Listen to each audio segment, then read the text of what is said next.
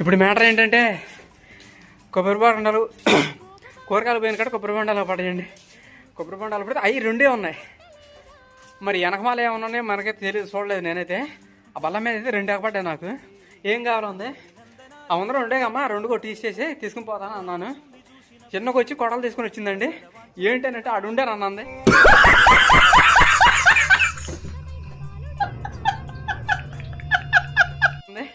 నాకు భయం వేసి ఏం జరిగింది ఏంటని నేను ఉడుకు చేశాను.